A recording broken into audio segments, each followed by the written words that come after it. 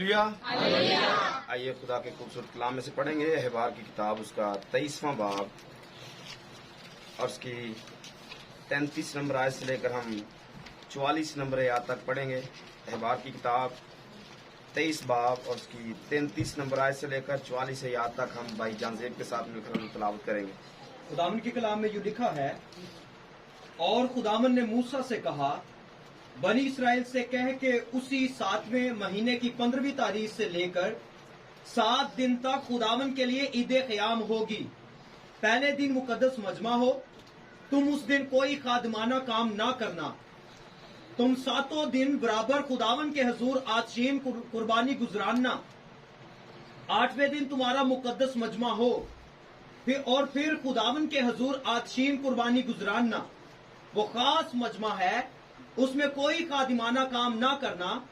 ये खुदावन की मुकर्ररा ईदें हैं जिनमें तुम मुकद्दस मजमों का ऐलान करना, ताकि खुदावन के हजूर आशीम कुर्बानी और सोख्तनी कुर्बानी और नजर की कुर्बानी और जबीहा और तपावन हर एक अपने अपने मोइन दिन में गुजराना जाए। मासिवा इनके खुदावन के सबतों को मानना और अपने हदियों और मनतों और रजा की कुर्बानियों को जो तुम खुदावन के हजूर लाते हो गुजराना। और 7वें महीने की 15वीं तारीख से जब तुम जमीन की पैदावार जमा कर चुको तो 7 दिन तक खुदावन की ईद मनाना। पहला दिन खास आराम का हो और 8वां दिन भी खास आराम ही का हो। सो तुम पहले दिन खुशनवा दरख्तों के फल और खजूर की डालियां और घने दरख्तों की शाहें और नदियों की बेदे मजनू लेना, और तुम खुदावन अपने खुदा के आगे 7 दिन तक खुशी मनाना। और तुम हर साल खुदावन के लिए 7 रोज तक ये ईद माना करना। तुम्हारी नस्ल दर नस्ल सदा यही आइन रहेगा कि तुम 7वें महीने इस ईद को मानो। 7 रोज तक बराबर तुम साहिबानों में रहना। जितने इसराइल की नस्ल के हैं सब के सब साहिबानों में रहें, ताकि तुम्हारी नस्ल को मालूम हो कि जब मैं बनी इसराइल को मुल्के मिस्र से निकाल कर ला रहा था तो मैंने उनको साहिबानों में टिकाया था। मैं खुदावन तुम्हारा खुदा हूँ।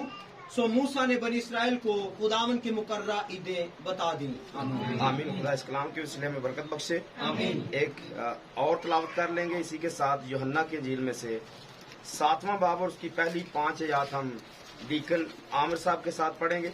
बुलंद आवाज के साथ थोड़ा पास आ जाइए। यूहन्ना की इंजील में से 7वां बाब उसकी पहली 5 आयत डीकन आमिर साहब के साथ पढ़ेंगे। खुदावंद के कलाम में ये रकम है, इन बातों के बाद यस्सु गलील में फिरता रहा, क्योंकि यहूदिया में फिरना ना चाहता था, इसलिए कि यहूदी उसके कत्ल की कोशिश में थे और यहूदियों की ईद क़याम नजदीक थी। बस उसके भाइयों ने उससे कहा, यहाँ से रवाना होकर यहूदियों को चला जा, ताकि जो काम तू करता है उन्हें तेरे शागिर्द भी देखें, क्योंकि ऐसा कोई नहीं जो मशहूर होना चाहे और छुप कर काम करे।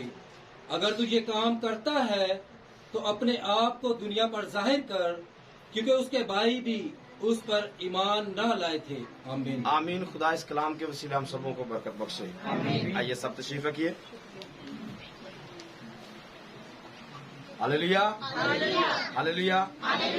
खुदा की शुक्रगुजारी करते हैं नहायत ही अच्छे वक्त के लिए, खूबसूरत वक्त के लिए जो खुदा ने मुझे और आपको दिया, ताकि हम अपने खुदा के हजूर जमा हो सकें और खुदावंद के ठहराए हुए वक्त के मुताबिक जमा हो सकें।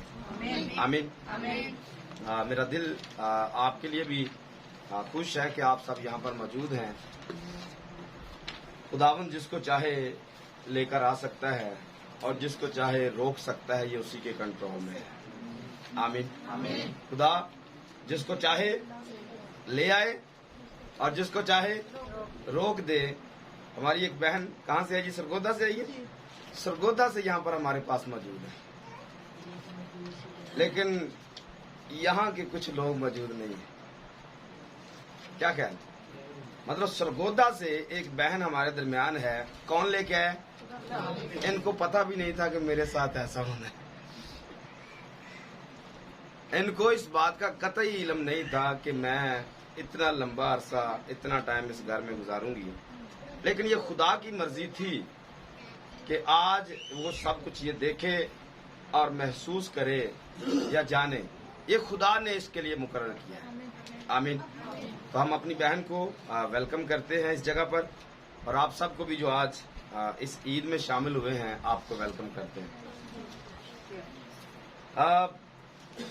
आप सबको इस बात का इल्म हो चुका है कि हम कई सालों से इन ईदों को मानते हैं, लेकिन एक अभी तक फर्क यह है कि हम मान रहे हैं लेकिन प्रॉपर उस तरीके से उसको सेलिब्रेट नहीं कर पा रहे हैं।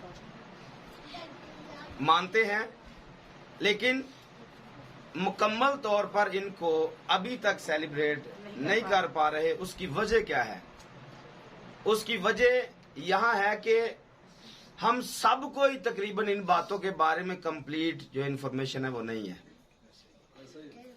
जो कंप्लीट इन्फॉर्मेशन है वो नहीं है। हाँ, कुछ ना कुछ बातें, थोड़ी थोड़ी बातें हमें समझ में आई हैं, और जितना हमें समझ में आया है हमने उसको पकड़ लिया है और उस पर हमने अमल करना शुरू कर दिया। हमें जितना समझ में आया हमने उसको कबूल किया है, उस पर आमीन किया है और उस पर हम चल दिए हैं। क्योंकि मैंने एक बात बड़ी अच्छी सीखी है कि जो बिलीवर होते हैं, जो वो आमीन करते हैं, जो बिलीवर होते हैं और आलम बहस करते हैं। आलम बाइबल में लिखा हुआ है, लेकिन बिलीवर आमीन कहेगा। किसी भी जगह पे लिखा हुआ है, जी हाँ, मैं पूरी बाइबल पर आमीन करता हूं, मुझे इससे कोई मतलब नहीं है। कोई भी हवाला निकाल के दे दे, मैं कहूंगा जी ये खुदा के कलाम में लिखा है, आमीन है। इस पर बहस बनती नहीं है। हाँ, सीखने की गरज से हमें हर वक्त मोहतात रहना चाहिए। हर वक्त कोई गलत जो बात है, जो हम पर लागू नहीं है, वो हम पर थोपे, हम उसको नहीं मानेंगे। लेकिन बिलीवर की बड़ी पहचान क्या है कि वो कलाम पर आमीन करता है। कलाम को सुनकर आमीन करेगा, लेकिन बिलीवर जो नहीं होते, वो चाहे यीशु का अपना सगा भाई ही क्यों ना हो, वो उस पर ईमान नहीं लाता है। अभी हमने पढ़ा, यीशु के अपने भाई थे, मुकद्दसा मरियम से पैदा हुए बच्चे यीशु को नहीं मानते थे। उसे पैगाम देते, अगर मशहूर होना चाहता है, अगर तो जाके बाहर काम कर, ऐसे कच्ची बाती की करन दे। अगर मशहूर होना है तो बाहर जाकर काम कर। ऐसा कोई नहीं है जो मशहूर होना चाहे और छुप कर काम करे। ऐसा यीशु मसीह के भाई यीशु को कहते हैं। तो ये एक बार फिर कहूंगा, खुदा का फजल है कि हम सब यहां पर मौजूद हैं, और आप सबको मेरी तरफ से, मेरी बीवी बच्चों की तरफ से, मेरी फैमिली की तरफ से, आप सबको खुदावंद की मुकर्रर की गई ईद, ईद ख्याम मुबारक हो। आइए इसमें से कुछ बातें, पहले तो कुछ बातें हमने सीखी हुई हैं, जैसे मैंने कहा कि थोड़ी थोड़ी हमें याद है, थोड़ी थोड़ी हमें आती हैं। कुछ और बातें थोड़ी सी हम इनको कोशिश करेंगे कि जानने की, सीखने की। जैसे मैंने शुरू में कहा कि हम अभी तक सेलिब्रेट कर नहीं पा रहे क्योंकि हमें बार बार सीखना पड़ता है और सिखाना पड़ता है, और वही बातें पिछले साल के पैगाम में सुनेंगे उसमें भी मौजूद होंगी, उससे पीछे वाले में सुनेंगे उसमें भी मौजूद होंगी। लेकिन मसला यह है कि हम पूरा साल तवज्जो नहीं देते हैं। पूरा साल गुजर जाता है और फिर कुछ भी सीखते नहीं है, कुछ पूछते नहीं है, और फिर जब एंड टाइम वही वक्त आता है, फिर वही बातें रिपीट करना पड़ती हैं। अगर हम इन बातों को समझ पाए, सीख पाए, तो फिर हमें इनसे काफी आगे निकलना पड़ेगा। और फिर हम इन ईदों को सिर्फ तालीम इन ईदों पर, ईदों की नहीं देंगे, बल्कि हम कुछ वो करेंगे जो रूहानी है, जो जेन्युइन है, या जिसके साथ हम खुदा के साथ कनेक्ट हो सकते हैं। अभी तक तो हमारे अंदर जब ईद की बात करेंगे तो खुदा कहेगा तुम्हारी ईदें मुझ पर भार हैं। तुम्हारी ईदें क्यों? बदी के साथ, बदकारी के साथ ईद मनाओगे तो ये तो मुझ पर भार है। तो मैं इसलिए कह रहा हूं कि अभी तक हम उस तौर से ईद मना नहीं पा रहे, क्योंकि अभी तक हम में कमियां पाई जाती हैं, कमजोरियां पाई जाती हैं, गुनाह पाया जाता है, दुनिया पाई जाती है, दुनिया की ख्वाहिशात पाई जाती है। वरना ये जो ईदें हैं, जो मुकद्दस त्यौहार हैं, ये खुदा के साथ एक हो जाने का नाम है। ये खुदा के साथ एक हो जाने का नाम है। आपने मर्दमगिया के बारे में पढ़ा, जो स्टूडेंट है उन्होंने पढ़ा होगा। एक मर्दमगिया के लिए एक बीवी अपने शोहर को खरीदती है, ऐसा लिखा है। आप समझें कि आप अपने शोहर के साथ मिलने के लिए यहां पर आते हैं। यही दे मियां बीवी का, शोहर और बीवी का मिलाप का टाइम है। दोनों के एक तन होने का नाम है। दुनियादारी को दरमियान से निकाल देने का टाइम है। कलाम कलाम से आकर मिलता है। कलाम यहां पर तो कलाम है, लेकिन यहां कलाम नहीं है। इस बाइबल में तो कलाम है, लेकिन कलाम कलाम से आकर मिलता ही नहीं है। आदम को निकाला गया मट्टी से, हवा को नहीं निकाला गया। आदम को मट्टी से निकाला गया, लेकिन हवा को नहीं। क्यों? हवा नहीं थी बन सकती मट्टी से? हाँ, नहीं बनाया। उसके बारे में लिखा है ये गोश्त है। ये क्या है? गोश्त है। आदम क्या है? मिट्टी। तो आज आप भी गोश्त हैं और यीशु मट्टी है। आपकी वैल्यू ज्यादा है और उसकी वैल्यू कम है। आज कलीसिया ने अपनी वैल्यू ज्यादा कर ली है और यीशु को मट्टी बनाया हुआ है। जो दिल करता है, जैसे दिल करता है हम करते हैं। मैंने कहा कलाम कलाम से आकर नहीं मिलता है। कलाम कलाम से आकर, क्योंकि हम कुछ और हैं, वो कुछ और है। वो पाक पवित्र है और हम दुनियादारी में फंसे दन से निकल कर बाहर आते हैं। ऐसा है या नहीं? तो हम सब थके हुए हैं। मैं फील कर रहा था प्रस्तुत में, हम सब थके हुए हैं। लेकिन हवाले में क्या पड़ा है?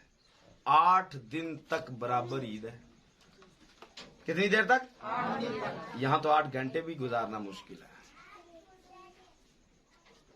8 घंटे शायद हम बिल्कुल ही अकड़ जाएंगे, लेकिन बाइबल में लिखा है कि 8 दिन तक बराबर तुमने ईद मनानी है।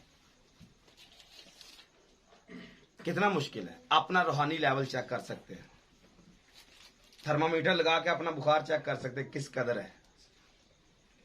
अपनी पावर चेक कर सकते हैं, मेरे अंदर पावर कितनी है, सकत कितनी है। यीशु के अंदर सकत कितनी है? सारी रात दुआ करता है। कितनी देर? सारी रात। इसलिए मैंने कहा कलाम कलाम से मिलने नहीं आता है, पर ये त्यौहार दिए गए हैं कलाम को कलाम के साथ एक तन होने के लिए। क्या कहा मैंने? त्यौहार दिए गए कलाम को कलाम के साथ एक तन होने के लिए। तो कितने हम बदनसीब हैं कि वो टाइम जो खुदा ने मुकर्रर किया है, हम उसमें भी बिजी हैं, हम उसमें भी फ्री नहीं हैं। हमारी सोचें, हमारे ख्याल, हमारे इरादे यहां बैठे बैठे भी यहां पर नहीं है। तो किस कदर हम खुदा के साथ मुलाकात करेंगे? 1000 साल बादशाही का जश्न है ये। इसको बाकियों को हम मानते, सबको मानते, सारी बातों को, लेकिन मैं अपनी बात करता हूं कि मैं इस ईद को, ईद ख्याम को 1000 साल बादशाही का जश्न मानकर इसको मनाता हूं। इस ईद को मैं अपनी बात करता हूं, मैं इस ईद को 1000 साल बादशाही का जश्न मानकर इसको मैं मनाता हूं, क्योंकि जो कुछ यहां पर लिखा हुआ है ये अक्स के अंदर है, और ये जो आपको नजर आ रहा है ये अक्स के अंदर लगा हुआ है। ये सारा कुछ जो है ये, क्योंकि मैं आपको सिखा चुका हूं, बता चुका हूं कि 7 ईदें खुदा ने दी हैं और 7 में से 4 ईदों की अभी तक तकमील हुई है। 4 ईदों की, यानी कि ईद फसा पर यीशु मसलूब हुए, ईद फतीर पर यीशु मसीह कब्र के अंदर गए, दुनिया का गुनाह शरारत को खत्म किया, और नंबर 3 पर पहले फलों की ईद, यीशु मसीह पहला फल होकर जिंदा हुए। इसके बाद ईद पेंतीकोस्त है। ईद पेंतीकोस्त पर रूहुल कुदस नाज़िल हुआ है। ईद पेंतीकोस्त पर तो पुराने अहदनामे के अंदर जब चौथी ईद की बात करते तो चौथी ईद वो दिन था जिसमें तौरात नाज़िल हुई थी। चौथी ईद में तौरात नाज़िल हुई थी। बनी इस्राएल को निकले हुए 50वां दिन था, तो तब खुदा पहाड़ पर उतरा और खुदा ने पहली मुलाकात अपनी बीवी के साथ की और उनको अपनी बातें बताई और कहा, मैं तेरा दुल्हा हूं, मैं तुझे मुल्क मिस्र से निकाल कर लेकर आया, जिनको आप और मैं 10 अहकाम कहते हैं। ये 10 अहकाम नहीं है, ये 10 अहकाम ये हमने बताया है कि ये 10 अहकाम है। और ये मैं पहले बता चुका हूं कि एक अच्छी बीवी अपने शोहर के मुंह से निकली हुई बात को हुक्म कहती है। पढ़िए जरा, आप निकालिएगा, खुरूज 20 बाब की पहली आयत को निकालना है। मैं आपको कह रहा हूं कि दुल्हा अपनी दुल्हन को लेकर आया है और दुल्हन के साथ वो बातें करता है। पढ़िए जरा खुरूज की किताब 20 बाब की पहली आयत से। और खुदा ने ये सब बातें फरमाई। खुदा ने ये सब बातें फरमाई। आपने सुने, खुदा ने क्या किया है? ये सब बातें या हुक्म दिए हैं, बातें की। आगे पढ़िए कि खुदावन तेरा खुदा जो तुझे मुल्क मिस्र से और गुलामी के घर से निकाल लाया मैं हूं। खुदा क्या कह रहा है? जो तुझे मुल्क मिस्र से निकाल कर लाया है वो मैं हूं। आगे, मेरे हजूर तू गैर मबूदों को मेरे हजूर तू गैर मबूदों को, इसको हम पहला हुक्म कहते हैं। हुक्म तो नहीं लिखा हुआ ना, ये बात पहली बात है। ऐसे ही जैसे दुल्हन दूल्हे के पास जाती है, दूल्हा ब्याह के लेके जाता है, तो पहली बात वो कहता है, मैं सब कुछ बर्दाश्त कर सकता हूं लेकिन कोई दूसरा मर्द तेरे साथ बर्दाश्त नहीं कर सकता हूं। खुदा ये बात कर रहे हैं। मैं कहां से बात कर रहा हूं? आइए यिर्मयाह का एक रेफरेंस पढ़िए। यिर्मयाह 2 बाब की पहली आयत से पढ़िए। फिर खुदावन का कलाम मुझ पर मुझ पर नाजिल हुआ। उसने फरमाया तू जा और यरूशलेम के कान में पुकार कर कह कि खुदावन यूं फरमाता है। क्या फरमाता है? मैं तेरी जवानी की उल्फत और तेरे ब्याह की मोहब्बत को याद करता हूँ। कब ब्याह किया? जब मुल्क मिस्र से निकाल कर लेके आ रहा था। उकाब अपने परों पर अपने लोगों को बिठा के लेके आ रहा था। दुल्हा अपनी दुल्हन को ब्याह कर लेकर आ रहा था। और खुदा यहां पर कहता है, मैं तेरी जवानी की उल्फत और तेरे ब्याह की मोहब्बत को याद करता हूं। क्या? आगे पढ़िए। कि तू बियाबान यानी बंजर जमीन में मेरे पीछे खुदा इस बात को याद करता है। इसलिए मैं कह रहा हूं कि ये खुदा की अपनी बीवी के साथ पहली बातें हैं जो यहां पर लिखी हुई हैं। तो खुदा ने खास वक्त दिए अपनी बीवी को अपने साथ मुलाकात करने के लिए, और उन वक्तों में से ये आखिरी वक्त है जिसको हम ईद क़याम कहते हैं। और सातों ही टाइम पर खुदावन ने अपने आप को अपनी दुल्हन पर जाहिर किया है, अपनी बीवी पर जाहिर किया है। पहली ईद में वो अपनी बीवी के लिए मरता है। पहली ईद पर अपनी बीवी के लिए, और दूसरी ईद को पूरा करने के लिए अपनी बीवी के अंदर से सारा गुनाह कब्र के अंदर ले जाता है। और नंबर 3 पर अपनी बीवी के लिए कब्र में से जिंदा होकर तरीका बता देता है, अगर जिंदा होना चाहती है तो मेरे नक्शे कदम पर चल, गल्ला के नक्शे कदम पर चली आ। ये गज़लुल गुज़रात में ऐसा लिखा हुआ है। और चौथी ईद में क्या करता है? फिर से रूह अंदर डाल देता है, जिंदगी डाल देता है, जहन खोल देता है, कलाम समझा देता है, मेरे पीछे पीछे चले आओ, मैं तुम्हें कबूल कर लूंगा। और फिर जो मानेगा, जो नहीं मानेगा, आगे बता दिया गया कि नरसिंगों की ईद पर वो आएगा, नरसिंहों की ईद पर वो आएगा और यौम कफारा पर अदालत करेगा, चेक करेगा कि कौन मेरा है और कौन मेरा नहीं है। और फिर जो उसके होंगे आखिरी दफा, 7वीं दफा उन सारे लोगों को लेकर, या दूसरे लफ्जों में कहेंगे अपनी बीवी को लेकर, क्योंकि शादी तो यहां पर हुई है, शादी तो, और औरत औंधे ही बिगड़ गई। शादी तो यहां पर हुई, लेकिन अभी तक वलीमा इनका नहीं हुआ है। अभी तक वलीमा इनका नहीं हुआ। क्यों? क्योंकि जब शादी करके ब्याह के लेके आया था, तो आते ही बियाबान में तो ये वापिस जाने की बातें करती है। जब ब्याह के लेके आया तो आते ही लड़ाई झगड़ा शुरू, मूसा पे बुड़बड़ाते हैं, खुदा पे बुड़बड़ाते हैं, वापिस जाने की बातें करते हैं। ऐसा होता है। वैसे आज भी शादियां होती हैं, महीना 2 ही गुजरता है, फिर लड़ना, बुड़बड़ाना, फिर आगे पीछे ऊपर नीचे सब कुछ वही होता है या नहीं? फिर हनीमून किस दिन मनाएंगे? मौका ही नहीं मिला, क्योंकि आते ही तो लड़ाइयां शुरू हो गई। खुदा के साथ भी यही मामला हुआ है। कलीसिया ने क्या किया? निकाल के तो बड़ी पावर के साथ वो लेके आया है, लेकिन आते ही लड़ाई झगड़ा शुरू, और अभी तक वलीमा हुआ ही। तो ये 1000 साल बाद से ही खुदा अपनी बीवी के साथ वलीमा मनाएगा। लिखा हुआ है मुकाशवा किताब में, बर्रा की बीवी ने अपने आप को लिखा हो या नहीं? शादी की ज़ियाफत लिखी हुई है। शादी की ज़ियाफत होगी और दुल्हा अपनी दुल्हन के साथ एक शादी की ज़ियाफत में जाने वाला है। तो ये 1000 साल बाद से ही दूसरे मायनों में ये शादी की ज़ियाफत है, ये वलीमा है, जिसको हम मनाएंगे यीशु मसीह के साथ मिलकर। तो ये उसी के रूप में अक्स के तौर पर ये आपकी आंखों के सामने है, जिसको मैं और आप याद कर रहे हैं।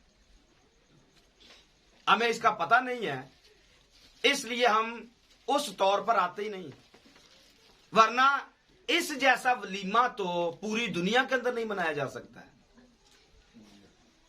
इस जैसा, क्योंकि आप दुनिया के शादियों को देखते हैं, वलीमों को देखते हैं, हर कोई दूसरे से बढ़ चढ़ के आता है, एक से एक बढ़कर आता है।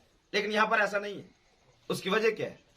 क्योंकि हम अभी तक तैयार ही नहीं है। पिछले पैगाम में भी हमने कहा कि पूरी दुनिया से एक ही आवाज आनी चाहिए, रूह और दुल्हन कहती है, रूह और दुल्हन कहती है। लेकिन दुनिया फंसी हुई है, दुल्हन फंसी हुई है, दुनिया केंद्र कवे आ। जब दुनिया में फंसे हुए कैसे कहेंगे आ? और जब दुनिया में फंसे तैयार ही नहीं है, हमारी तैयारी नहीं है, हम यहां से तो जाना चाहते ही नहीं है, तो कैसे कहेंगे? कैसे 1000 साल बादशाही आएगी? आप कैसे इसको सेलिब्रेट कर सकते हैं? क्योंकि आप तैयार ही नहीं है। ये ईद ख्याम तैयार शुदा लोगों के लिए है। ईद ख्याम तैयार शुदा लोगों के लिए, ये दुल्हन के लिए जिसने अपने आप को तैयार कर लिया, उस रिबका की तरह है जो जाने के लिए। तो इसके साथ जाना चाहती है? जाना चाहती है? जो जाना चाहती है उसके लिए ईद ख्याम है, क्योंकि उसे पता है कि मैं यहां से जाऊंगी और सीधा अपने यीशु के साथ मुलाकात करूंगा। ये ईद ख्याम, ये तस्वीर है जो यहां पर लिखी हुई है।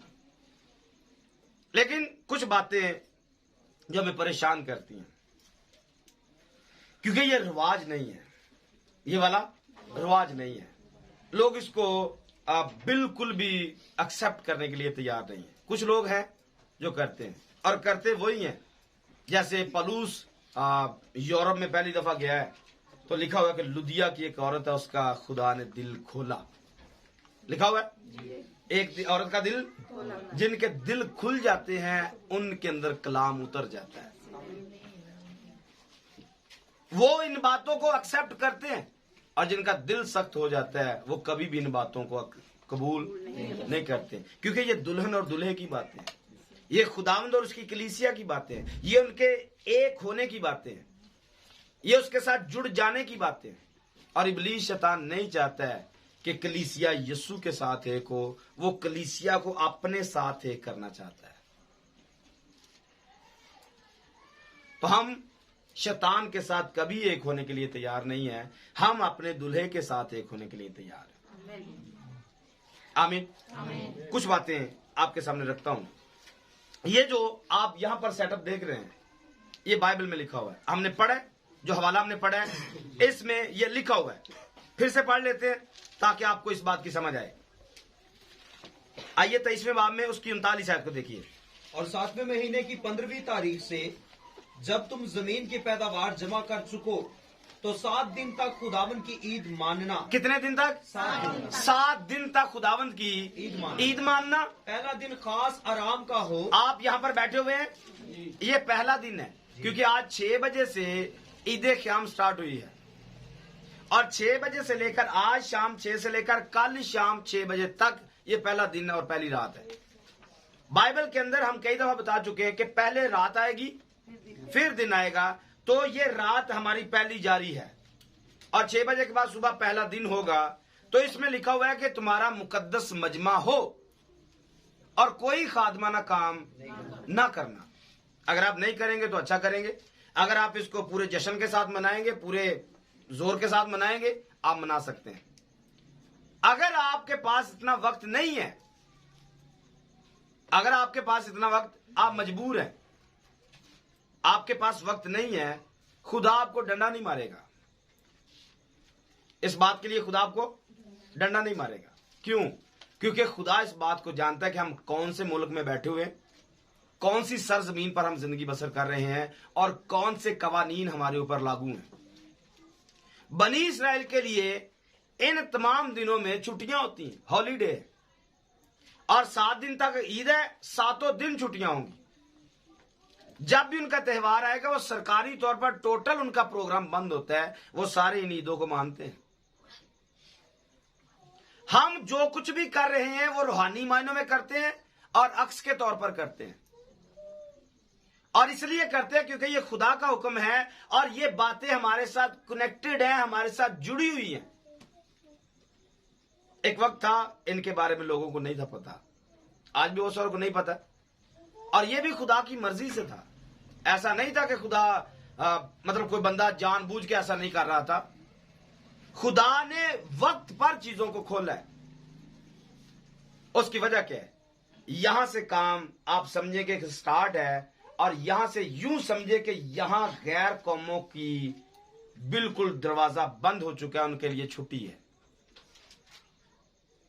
जब ये काम गैर कौमें करना शुरू कर दे, समझ लें कि गैर कौमों की छुट्टी हो चुकी है। आपके सामने इस्राएली बंदा खड़ा है, ये सेटअप सारा इस्राएली है। और इस्राएली हमने रोमियो में पढ़ा है। इस्राएली कौन? जो बातन के अंदर है, जो बातन में इस्राएली है वही इन बातों को मानता है, और जो बातन का इस्राएली नहीं है वो इन बातों को मान ही नहीं। क्योंकि गैर कौमों से आए हुए मसीही लोग अपने आप को कतन इस्राएली नहीं कहते हैं। मैं आपके सामने कह रहा हूं, डंके की चोट पे कह रहा हूं, और आपके लिए दरवाजा बंद कर रहा हूं, क्योंकि आप गैर कौमों के लिए दरवाजा बंद हो चुका है। इस्राएल बहाल हो चुका है, खुदा वापिस इस्राएल में जा चुका है।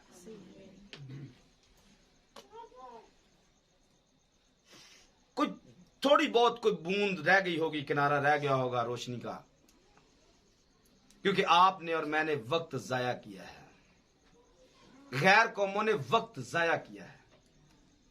खुदा ने वक्त दिया था, लेकिन हमने वक्त की कदर नहीं की है। हमें जिस लेवल पर होना चाहिए था, हमने उस वक्त की कदर नहीं की है, और ना खादमों ने कदर की है और ना कलीसिया ने कदर की है। और ये करने का मतलब क्या, मैंने आपको बता दिया है कि इस्राएल के लिए खुदा काम करना शुरू हो चुका है, और गैर कौमों के लिए दरवाजा यूं समझे कि बंद ही हो चुका है। हल्की फुल्की थोड़ी बहुत लाइट है जो गैर अक़वाम के अंदर रह गई है। अगर आपको यकीन ना आए तो आप इस्राएलियों की हालत पढ़िए जिसमें आपको मिलेगा कि जब खुदा गैर कौमों की तरफ आ रहा था तो इसराइलियों की हालत यह थी कि वो सुनते हुए भी नहीं सुनते थे और देखते हुए भी। आज अपने आप को देखें, गैर कौमों को देखें, ये सुनते हुए भी देखते हुए भी सब कुछ आंखों के सामने चल रहा है, लेकिन फिर भी यकीन, किसी बात पर अमल, डीठपन जिंदगियों में कूट कूट कर भर दिया गया है। आंखों पर चर्बी छा चुकी है। उसकी वजह क्या? क्योंकि खुदा वापिस इसराइल में जा चुका है। तो ये साफ मुनादी है, इससे शायद हल्की साफ ज्यादा मुनादी नहीं हो सकती है। इस थोड़ी सी रोशनी के अंदर आप अपने आप को बदल सकते हैं। जकरिया में ऐसा लिखा हुआ है, शाम के वक्त रोशनी होगी। शाम के वक्त, तो ये वही शाम की रोशनी है जो हल्की फुल्की हमारे ऊपर आ रही है। कितना जोर लगाते हैं, जोर लगा लगा के दुआएं कर करके भी हमें कुछ हासिल नहीं हो पा रहा है। ये बात मेरे उन तमाम बेटों बेटियों के लिए जो जोर लगा रहे हैं, सबके लिए तो नहीं है क्योंकि मुझे पता सारे जोर लगा ही नहीं रहे, लेकिन जो लगा रहे मैं उनकी बात कर रहा हूं। जो लगा रहे उनको भी कुछ हासिल वासल वसूल नहीं हो रहा।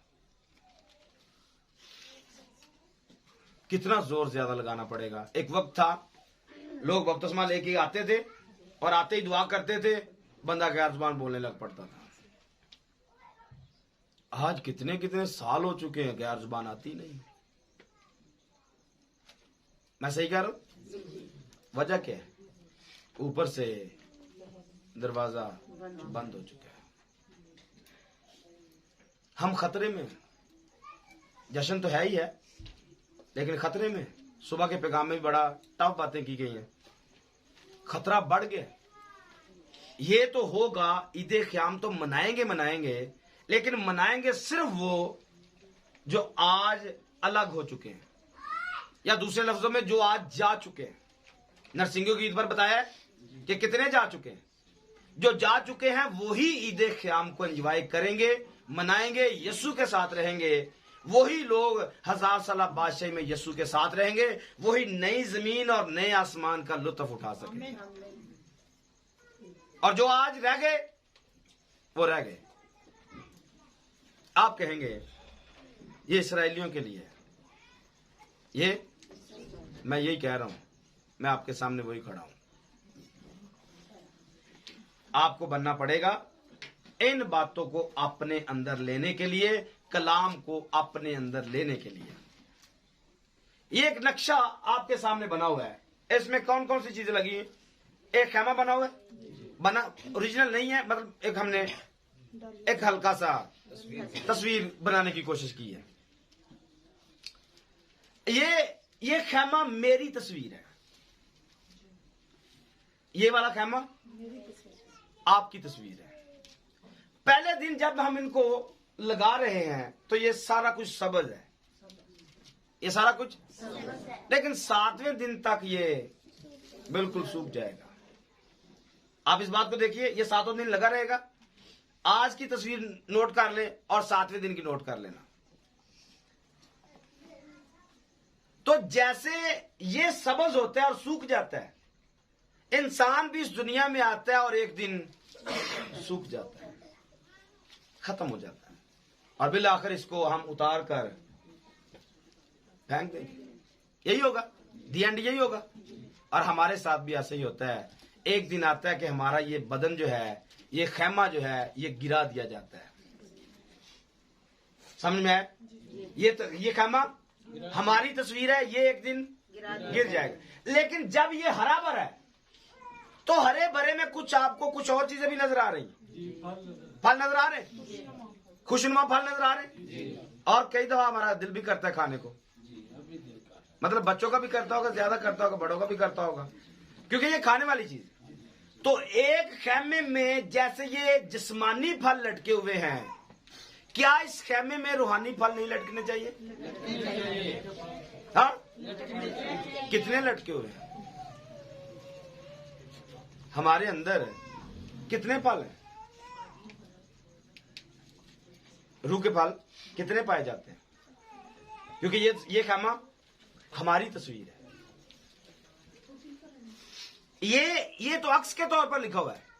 ये वाला अक्स के तौर पर है, ये भी अक्स के तौर पर है, लेकिन इसके बाद ये खैमा गिरेगा और फिर एक और खैमा हमें मिलेगा, एक ऐसा घर मिलेगा जो हाथ का बना हुआ नहीं है।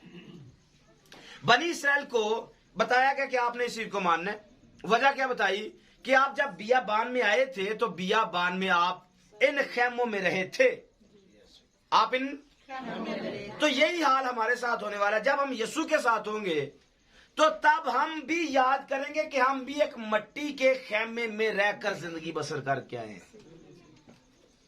हम भी, ये मट्टी का बर्तन है, इसमें हम जिंदगी बसर कर रहे हैं। थोड़े दिन पहले मैंने एक पैगाम में बोला था, ये जो आपको नजर आ रहा है ये सैमुएल नहीं है, सैमुएल इसके, और जो इसके अंदर है ये अभी मट्टी के बर्तन में रह रहे हैं। और फिर सैमुएल जब यीशु के साथ होगा फिर याद करेगा कि जैसे बनी इस्राएल खैमे में रह रहे थे, सैमुएल भी एक खैमे में जिंदगी बसर करके आया है। वो 40 साल करके आए थे, मैं पता नहीं कितने साल करके जाऊंगा, खुदा जानता है आप कितने साल रहेंगे यहां पर, लेकिन हम याद करेंगे कि हम इस जमीन पर खैमों में जिंदगी बसर करके आए। आमीन। और फिर दूसरी बात, जब कौम बनी इस्राएल सफर करके आ रहे थे तो चारों अतराफ में बनी इस्राएल कौम के खैमे होते और खुदा का खैमा उनके दरमियान में होता था, खुदा का खैमा। और जब बनी इस्राएल हर साल ईद मनाते हैं तो इस बात को याद करते थे कि खुदा का खैमा हमारे दरमियान रहता था। खुदा का खैमा, हम सैडों पर होते थे और खुदा हमारे, तो मैं भी यही याद करूंगा, आप भी यही याद करेंगे कि हम भी वहां पर जमीन पर मट्टी के बर्तनों में घूम रहे थे और खुदा हमारे अंदर रहता था, खुदा हमारे। इस बात के लिए ये खैमे हमारी तस्वीर है और खुदा का खैमा हमारे दिल की तस्वीर है कि खुदा हमारे दिलों में रहता है। और जैसे यहां पर फ्रूट आपको नजर आ रहे हैं, हमारे बदनों में, हमारी रूहों में इस कदर फ्रूट लगने चाहिए। और इसमें आप ये भी पाएंगे कि खुदा इन ईदों पर कहेगा कि मेरे हजूर कोई खाली हाथ।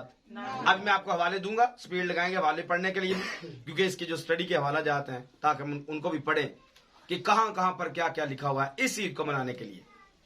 लेकिन इसको समझ लेना ही हमारे लिए काफी है कि हमने इस ईद के मौका पर खुदा से मुलाकात करनी है। नंबर 1 पर खुदा के साथ मुलाकात करनी है। नंबर 2 पर हमने 1000 साला बादशाही को याद करना है। और इसके साथ साथ आप ये भी कह सकते हैं कि तू याद करके सब्बत का दिन याद करके, तो सब्बत का दिन क्या, कौन सा है? सब्बत का दिन याद रखना है। इस बात को, आज इस बात को समझ ले, कंफर्म करें कि जिस दिन में मैं और आप यहां पर बैठे हुए, ये याद करना है, इसको याद करना है कि एक दिन आने वाला है जिसको सब्बत का दिन कहा जाता है और वो 1000 साला बादशाही है।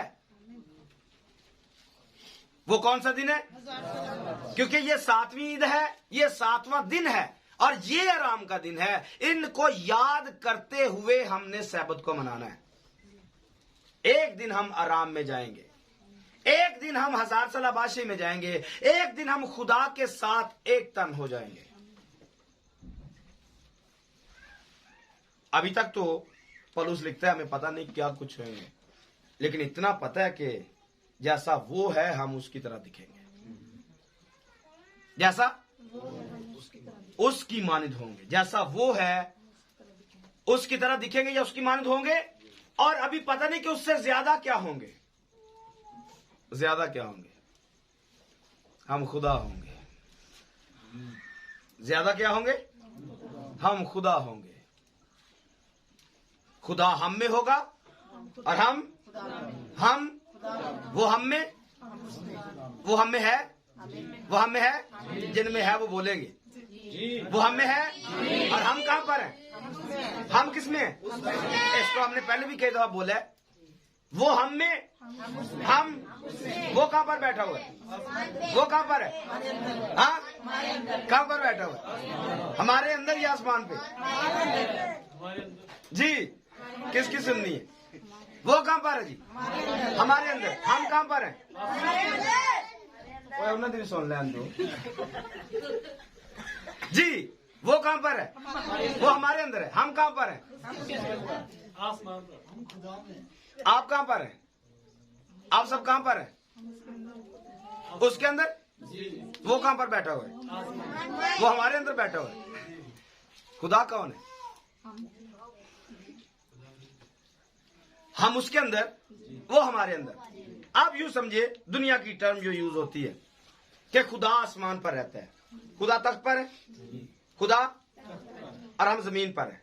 हम ये दावा कर रहे हैं कि हम खुदा में हैं, हम और वो तो यहां पर कौन बैठा है? तो उत्ते कौन बैठा है? असी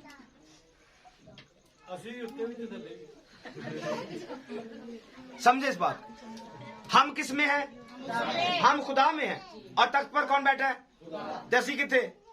असी ओदे अंदर। इथे कौन बैठा है? असी ते साडे अंदर। आपको समझ में है? यीशु यही कह रहे थे कि आसमान पर कोई नहीं चढ़ा सिवाय उसके जो आसमान से इब्ने आदम जो जैसी किथे है। वेखन नूं असीं इत्थे नजर आ रहे, लेकिन असीं है आसमान पे। और ये दुल्हन और दुल्हे का मिलाप है। इसको ना दीदनी मिलाप कहते हैं।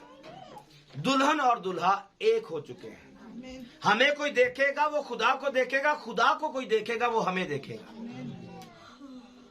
क्योंकि खुदा और हम एक हो चुके हैं। अगर आपकी मुलाकात आज ईद क़याम पर उसके साथ हो रही तो आपको खुशी करनी चाहिए। अगर आपको कुछ समझ में आ रहा है, आपको खुशी करनी चाहिए कि हम खुदा के साथ एक हो चुके हैं। और खुदा ने ईदें दी इसलिए हैं ताकि वो अपनी दुल्हन के साथ मुलाकात कर सके और अपनी पहचान अपनी बीवी को करवा सके। और इससे बड़ी शायद कोई दुनिया में खुशी नहीं है कि हमारा खुदा हमारे अंदर रहता है, हमारा खुदा हमारे साथ रहता है और हम अपने खुदा के अंदर रहते हैं। आमीन। तो इसलिए इस ईद को मनाना मानना नहायत जरूरी है, क्योंकि इन पर हम अपने खुदा के साथ मुलाकात करते हैं। ईदें दी इसलिए गई ताकि खुदा अपने लोगों के साथ मुलाकात कर सके। यह खुदा का मुकर्रर किया हुआ वक्त है। और हमने देखा है 7 दिन तक ईद मनानी है। फिर हमने सबत को भी ऐड कर लिया है। यह सबत है, आराम का दिन है, जिसमें खुदा अपनी दुल्हन को लेकर जाएगा, अपने लोगों को लेकर जाएगा। आइए एक और हवाला पढ़ेंगे। इस्तिस्ना की किताब निकालिए, 16वें बाब की 16वीं आयत को देखिए।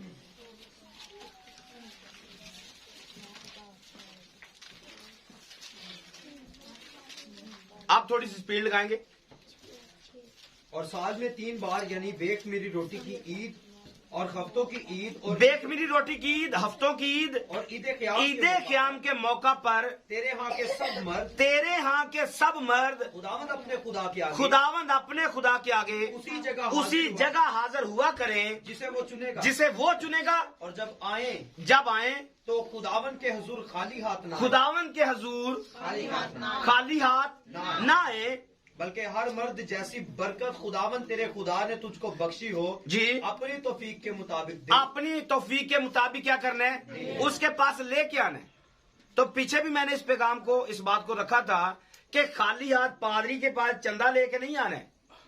ये 1000 साल बादशाही की बात है कि जैसे इस खेमे में फ्रूट लगे हुए हैं, आपके अंदर फ्रूट लगे हुए हों, ताकि आप जब 1000 साल बादशाही में जाएं तो आप में से कोई भी ऐसा ना हो जिसके पास फ्रूट ना हो। आपके पास फल मौजूद होना चाहिए। कोई भी खाली हाथ आप में से नहीं होना चाहिए। यही मेरी और आपकी कोशिश होनी चाहिए कि कम से कम एक फल मेरी जिंदगी में जरूर लगा हुआ हो। सारे नहीं लगते, सारे नहीं ले सकते, कम से कम एक फल जो है वो मेरे पास जरूर होना चाहिए। जैसे यशुआ जब जसूसी के लिए वहां पर लोग जाते हैं तो आपने देखा कि वहां से 10 तो ऐसे ही आए, लेकिन 2 बंदे वहां से अंगूर का गुच्छा लेके ही आए, उस मुल्क की सौगात को लेकर आए। तो हमने भी जब अपने इस मुल्क में आना है या आए हुए हैं, यूं समझे हम जसूसी करने के लिए आए हुए हैं। इस मुल्क की जासूसी करने के लिए आए हुए। और अगर इनके लोगों से हम डर गए इन लोगों से हम दुनिया से डर गए तो हम उन 10 लोगों की तरह फारिग हो जाएंगे, नहीं जा पाएंगे किनान के अंदर। अगर जशवा और कालब की तरह दलेर हो गए कि भाई दुनिया में जो कुछ है ये हमारे खुदा के मुकाबले में नहीं है, तो हम आसमान की बादशाही में जाएंगे। और इसके साथ साथ हमें अंगूर का गुच्छा लेकर जाना ही जरूर है, अपनी जिंदगी का फ्रूट उसके पास लेकर जाना जरूर है। कोई मेरे हजूर खाली हाथ ना आए, ये पहले बता दिया गया।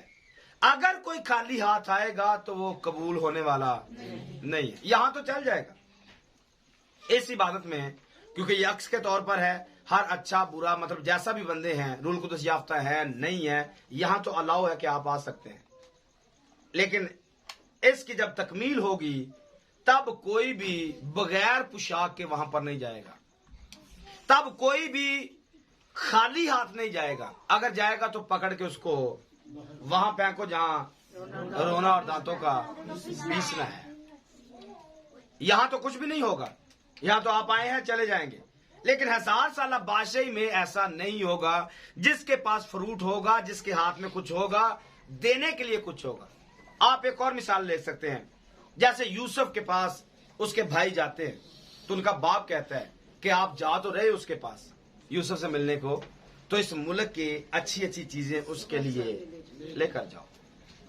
तो हमें भी इस मुल्क में जब हम आए हैं तो इससे अच्छी अच्छी चीजें लेकर खुदा के पास जाना है, अपने यूसुफ के पास जाना है। आमीन। तो ये सारा खैमा तस्वीर है आने वाली जिंदगी के बारे में, आने वाले 1000 साल बादशाही के बारे में। आमीन। और पढ़िए नहमिया की किताब में, पढ़िए 8वें बाब में। नहमिया 8वां बाब, उसकी नामिया से पढ़िए।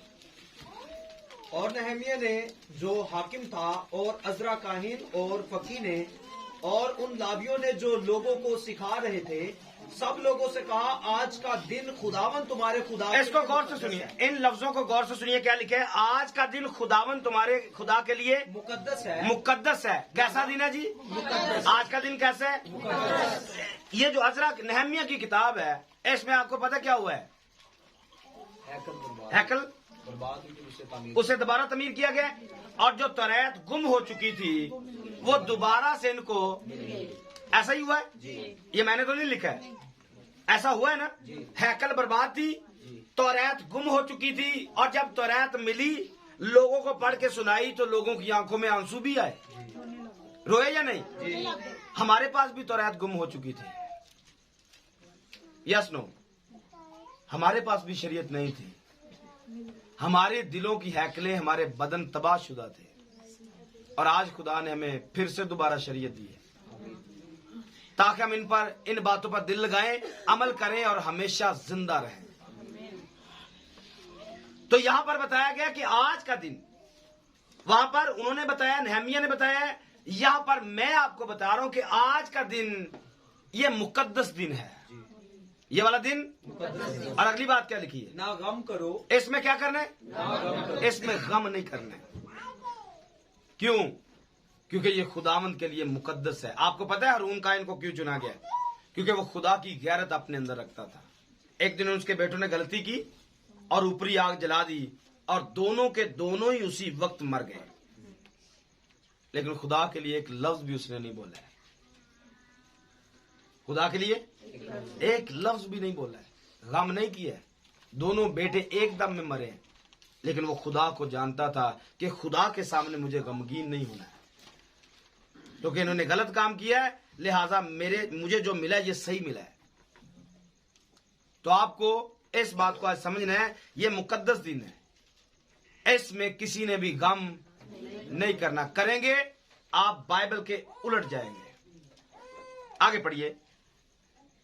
ना गम करो ना रो। ना गम करो ना रो, क्योंकि सब लोग शरीयत की बातें सुनकर रोने लगे थे। क्यों? क्योंकि इतनी देर ये कलाम कहां पर रहा है। शायद हमारी आंखों में रोना नहीं आता है इस बात को सुनकर, महसूस करके कि ये बाइबल हमसे इतनी देर दूर क्यों रही है। हमने आज तक इसको नहीं माना, हमें किसी ने नहीं बताया है, ये जिंदगी की बातें हमसे छुपी रही। हमारी आंखों में आंसू नहीं आते हैं। लेकिन यहां पर लोग रो रहे हैं और उनको तसल्ली दी जा रही कि आपने रोना नहीं है, ये मुकद्दस दिन है। और आगे क्या लिखा है? फिर उसने उनसे कहा कि अब जाओ और जो मोटा जो मोटा है खाओ। क्या करना है? मोटा जो है उसको खाओ और जो मीठा है पियो। आगे, और जिनके लिए कुछ तैयार नहीं जिनके हुआ, लिए कुछ तैयार नहीं हुआ उनके पास भी भेजो, भेजो, क्योंकि आज का दिन हमारे खुदावंद के लिए मुकद्दस है। और तुम उदास मत हो क्योंकि खुदावंद की शादमानी तुम्हारी पनाह गाह है। आमीन। खुदावंद आपके चौगिर्द खुशी लेके आया हुआ है और आप दुख कर रहे हैं। क्या आपका दुख खुदा से बड़ा हो गया या आप बेइत्काद हो चुके हैं? आप बेइत्काद हैं, आपका दुख बनता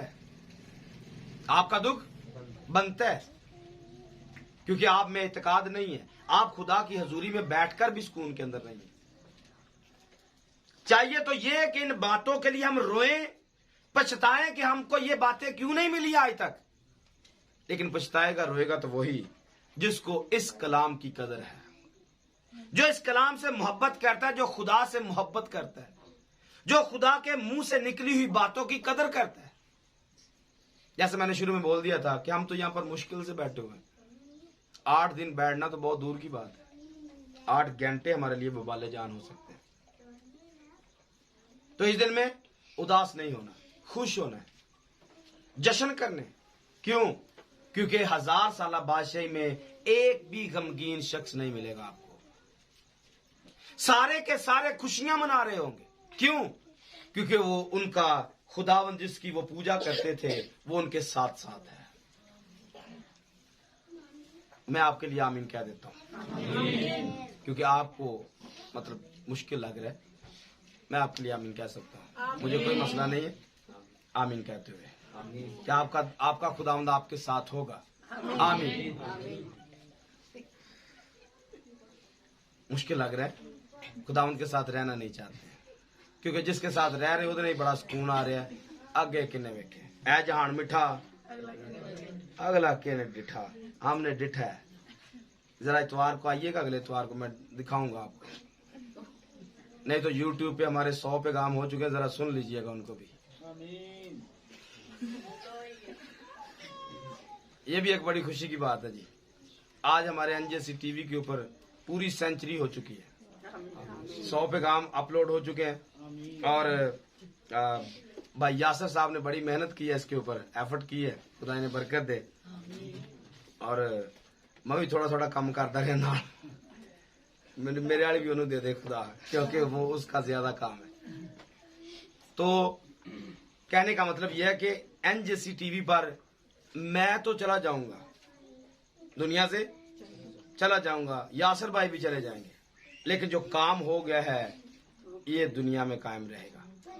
जब तक YouTube रहेगी, इंटरनेट रहेगा, दुनिया रहेगी, तब तक ये पैगाम NJC TV पर, उस चैनल पर मौजूद रहेंगे। ना जाने कहां पर जाएंगे मुझे नहीं पता है, लेकिन उस चैनल पर जरूर रहेंगे।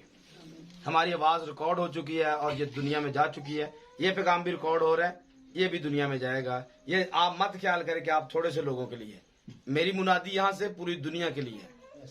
ये बातें आप तक नहीं जाएंगी, पूरी दुनिया में जाएंगी। और मैं पूरी दुनिया को, जो मुझसे कोई पूछेगा मैं उसके लिए जवाब दूंगा। कोई भी पूछ सकता है, कोई इश्यू नहीं है। कई दफा मैंने नंबर बताया हुआ है फोन के अंदर, इसके अंदर, पैगाम के अंदर, अगर कोई राब्ता करना चाहे तो कर सकता है। चले वापिस आते हैं। ये सारी बातें रिकॉर्ड में है, ना सिर्फ जमीन पर बल्कि आसमान पर भी रिकॉर्ड के अंदर है कि आज जमीन पर ईद ख्याम मनाई जा रही है। और ये एक छोटा सा छोटा गल्ला कह लें, खुदावंद को याद कर रहा है। और मैं ऐसा फील कर रहा हूं कि खुदावंद जरूर आसमान पर खुश हो रहा है। खुदावंद जरूर आसमान पर मुंह बन के, जैसे हम यहाँ पर बैठे हुए, वो खुश हो रहा होगा, क्योंकि वो कहां पर है? ऐसे बैठा है।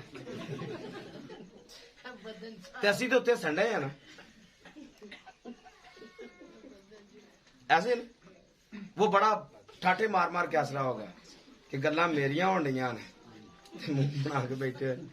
मना 1000 साल बादशाह का जश्न रहे ने, लेकिन मुंह बंद करके।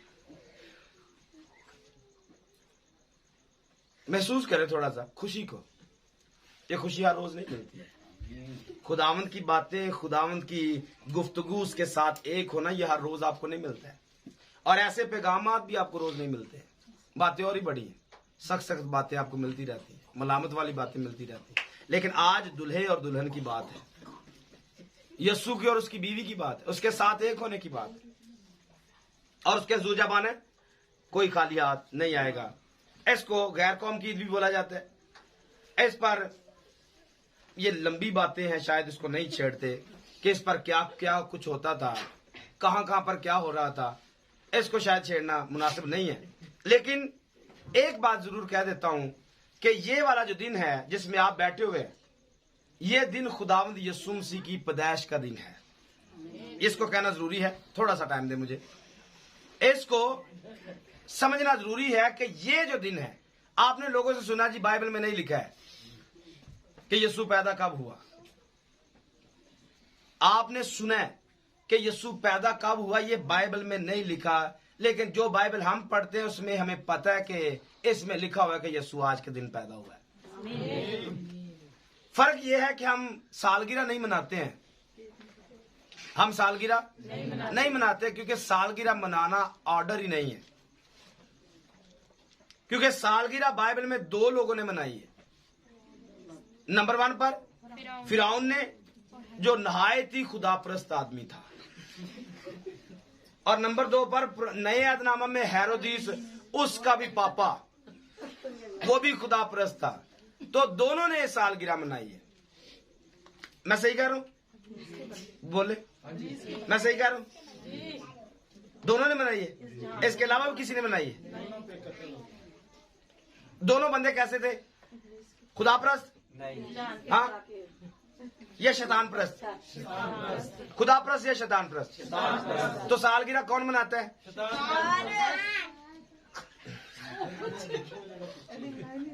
मैं नहीं कह रहा हूं, मैं तो आपसे सिर्फ सवाल कर रहा हूं, बात कर रहा हूं कि मनाई किसने? शैतान के लोगों ने। तो आज हम शैतान की रस्म को खुदावंद के साथ ऐड कर दें, ये बनता नहीं। आप अपने तक तो महदूद रखें तो शायद आपके लिए कुछ माफी हो जाए, लेकिन आप शैतानों की रस्म को यीशु के साथ जोड़ देंगे, ये शायद उसके लिए बर्दाश्त नहीं है। क्यों कामरान भाई? जी बिल्कुल ठीक है। मैं सही कह रहा हूँ? बिल्कुल ठीक। आप अपनी सालगिरह करें, मैं आपको नहीं कहता हूं करो, आपकी मर्जी है। लेकिन मैं इससे जरूर मना करूंगा कि अपनी शैतानों वाली सालगिरह को यीशु के साथ ना जोड़ें। क्योंकि यिर्मयाह 10वें बाब में लिखा है कि गैर अक़वाम की रवशें ना सीखो। तो ये गैर अक़वाम की रस्म है, इसलिए हम इसको मानते जरूर है कि ईद क़याम पर यीशु पैदा हुआ है, लेकिन यीशु की सालगिरह नहीं मनाते हैं। हाँ, इसका बेहतरीन हमारे पास जो कुलिया है या इसकी तकमील है वो 1000 साल बादशाही है। 1000 साल बादशाही का ये जश्न है, हम अक्स के तौर पर मना रहे हैं कि जैसे ये खैमा तैयार शुदा हमने खुदा के सामने पेश किया है, इसी तरह हम अपने अपने खैमे 1000 साल बादशाही में खुदावंद को पेश कर दें। मैं आपके लिए आमीन करता हूं, क्योंकि आपने तो करना नहीं तो मैं कर लेता हूं। मैं कोशिश कर रहा हूं कि मैं अपना खैमा तैयार करके खुदा के सामने पेश कर दूं। तो इसका कुलिया, छोटा सा कुलिया, यूहन्ना को आप पकड़िए, यीशु को पकड़िए। अगर आपको यीशु की डेट ऑफ बर्थ नहीं मिलती है तो आपको यूहन्ना की बाइबल में मिलेगी। यूहन्ना किस नस्ल से था, किस कबीले से था, वहां उसकी कहानत का टाइम पीरियड कौन सा है, वो बाइबल में तवारीख की किताब में लिखा हुआ 24वें बाब में। इबिया के फरीक में से है, लूका की किताब में से आप पढ़ेंगे 2 बाब में। इबिया के फरीक में से, इबिया का फरीक आपने ढूंढना है, वो तवारीख की किताब में मिलेगा। 8वां नंबर जो है ये इबिया के फरीक का है, आप वहां से इसको मिला सकते हैं। टोटल 24 बुजुर्ग हैं, 24 काहिन हैं, साल के 12 महीने हैं, 1 महीने में 2 बंदे खिदमत करेंगे। आप इनको कैलकुलेशन करके देख ले, बिल्कुल आसान है। इससे सादा और आसान कुलिया यूं समझे कि पहली ईद जो है ये ईद फसह और 7वीं ईद जो है ये ईद क़याम है। पहली ईद ईद फसा और सातवीं ईद, इन दोनों में फर्क कितने हैं? 6 महीने का। पहली ईद आती है पहले महीने की 14 तारीख को, सातवीं ईद आती है 7वें महीने की 15 तारीख को। तो आप इनका टाइम निकालिए, 6 महीने आपको मिलेंगे। पहली ईद ईद फसा और ईद ख्याम में 6 महीने का फर्क है। आप यीशु मसीह को पकड़िए, यीशु मसीह में और यूहन्ना में कितना फर्क है? 6 महीने का फर्क है। अच्छा, ये बात कंफर्म है? दो बातें आपको समझ में आ गई? अगर आप इसको लिख लेंगे ज्यादा आसान हो जाएगा। पहली ईद में और सातवीं ईद में कितना फर्क है? 6 महीने का। यूहन्ना में और यीशु में कितना फर्क है? 6 महीने का। अब इसको देखिए, यीशु मसीह मसलूब कब हुए? ये सही बात है गलत है? इस पर सेमिनार भी पड़ा हुआ है, आपने दिया हुआ है, सेमिनार किया हुआ है। यीशु मसीह ईद फसा पर कुर्बान हुए या नहीं? अगर हुए तो आप आमीन कहिए। ईद फसा पर यीशु कुर्बान हुए और क़याम में कितना फर्क बनता है? 6 महीने का। यीशु 33.5 साल की उम्र में दुनिया से चले गए, 33.5 साल में दुनिया से, और उनकी जिंदगी का आखिरी दिन कौन सा था? ईद फसा। तो ईद फसा से 6 महीने आप आगे निकल जाएं तो कहां पर पहुंचेंगे? ईद क़याम पर पहुंचेंगे। आप पीछे चले जाएंगे, आप ईद क़याम पर पहुंचेंगे। फिर से रिपीट करता हूं, दोबारा से सुनिए गौर से। पहली ईद कौन सी? ईद फसा। सातवीं ईद कौन सी? अच्छा, यूहन्ना की ईद में फसा में और ईद क़याम में फर्क कितना है? 6 महीने का। यीशु में और यूहन्ना में फर्क कितना है? 6 महीने का। दो बातें कंफर्म है? यीशु मसीह की उम्र कितनी है? 33.5 साल। 33 को आप एक अलग जगह पे रखिए और ऊपर वाले जो 6 महीने हैं इसको आपने पकड़ना है। जो ऊपर 6 महीने इसको पकड़ना है। यीशु मसीह की जिंदगी का आखिरी किस दिन में है? ईद फसा पर। ईद फसा पर यीशु मसीह ने जान दी, और जो ऊपर वाले 6 महीने उनको रिवर्स आइए वापिस। यहां पर यीशु की जिंदगी का एंड ईद फसा। 6 महीने आप वापिस आइए, कहां पर पहुंचेंगे? ईद क़याम पर। ईद क़याम पर यीशु की उम्र कितनी बनेगी? 33 साल। 33 साल आज मतलब कहें कि आज ईद क़याम का दिन जिसमें आप और मैं मौजूद हैं। यीशु की उम्र ईद फसा पर ईद क़याम पर 33 साल की थी। इसके आगे 6 महीने जाएंगे, आप ईद फसा पर पहुंचेंगे और यीशु मसीह का एंड हो जाएगा। ऐसा ही है? ये आसान कुलिया है, सबसे आसान और सादा कुलिया है। इसमें जमा तफरीक की कोई जरूरत नहीं है।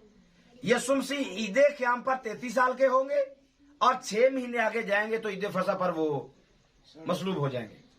अब 33 साल के ईद क़याम वाले दिन है। 1 साल पीछे जाएंगे फिर कौन सा दिन आएगा? ईद क़याम आएगा। आप 33 साल भी पीछे जाएंगे तो ईद क़याम ही आएगा, क्योंकि यीशु ईद क़याम पर ही पैदा हुआ है। ये बिल्कुल सादा है, आसान है। आज आप जिस जगह पे बैठे हुए हैं, नरसिंगों की ईद पर मैंने आपको कहा आज आदम की बर्थडे है, क्योंकि आदम नरसिंगों की ईद वाले दिन पैदा हुआ है, क्योंकि उस दिन से नया साल स्टार्ट होता है। और ईद क़याम जो है ये यीशु मसीह की डेट ऑफ बर्थ है। अगर आपको ज्यादा इन्फॉर्मेशन चाहिए तो कल हम इस पर फिर से पैगाम दे देंगे। वो शायद वीडियो रिकॉर्ड नहीं होगा, ऑडियो में आपको मिलेगा। इस पर मजीद हम आपको बता देंगे। लेकिन हम इसलिए इन सारी बातों को लेकर मनाते हैं क्योंकि ये सारी बातें हमारे यीशु के साथ जुड़ी हुई हैं, और इनकी एक एक चीज, एक एक आयत, एक एक लफ्ज हमारे यीशु के साथ जुड़ा हुआ है। और ईद खुदा ने दी इसलिए क्योंकि ईद खुदावंद की है और खुदावंद इन ईदों में जाहिर होता है। आमीन। तो आज के लिए इतना ही है। खुदा इस कलाम के वसीले मुझे और आपको बरकत बख्शे।